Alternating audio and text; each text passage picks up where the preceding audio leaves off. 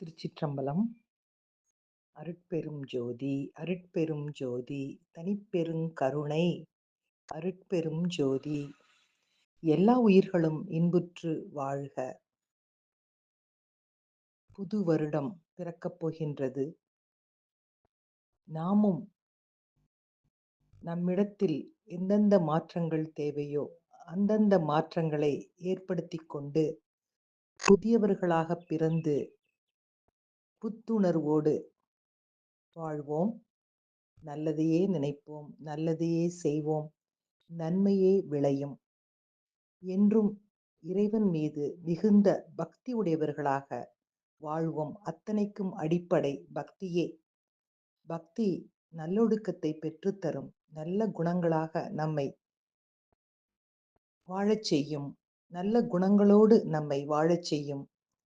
இறைவனிடம் நம்மை முழுமையாக சமர்ப்பணம் செய்து சரணாகதி செய்து வாழும் பொழுது நமது ஆர்வத்தையும் சிரத்தையையும் பொறுத்து நமது தன்மையில் நல்ல மாற்றங்கள் ஏற்பட்டு வாழ்க்கையிலும் வசந்தம் வீசும். நாம் எப்பொழுதும் இறைவனது திருவடிகளை முதலில் தரிசிக்க வேண்டும்.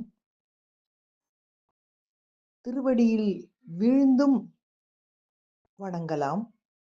திருவடிதான் இறைவனின் அருள் கொட்டி கிடக்கும் இடம். திருவடிகளை பணிந்தவர்களுக்கு தலையெழுத்தே மாறும். தலையெழுத்து நன்றாக இருக்கும்.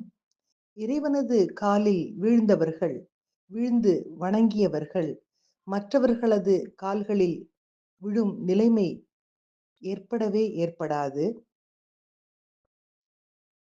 நாம் நன்றி உணர்வோடு எப்பொழுதும் வாழ்தல் அவசியம். நமக்கு இடம் கொடுத்திருக்கும், நாம் வாழ இடம் கொடுத்திருக்கும் இந்த பிரபஞ்சத்திற்கும் நம்மை வாழ வைக்கும் இறைவனுக்கும் ஒருபோதும் நன்றி சொல்ல மறவாதீர்கள். ஒருபோதும் வீண் போகாத ஒரே முதலீடு என்ன தெரியுமா? நாம் செய்யும் நற்காரியங்களும் நன்மைகளும் மட்டுமே.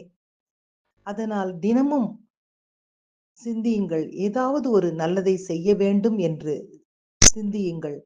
சிந்தித்த வண்ணம் செயல்பட இறைவன் வாய்ப்புகளை கொடுப்பார். அந்த வாய்ப்புகளை பயன்படுத்தி நலனவற்றையே செய்து நலமோடு அனைவரும் வாழ்வோம் என்று சொல்லி எனது ஹாப்பி மார்னிங் நேயர்களுக்கு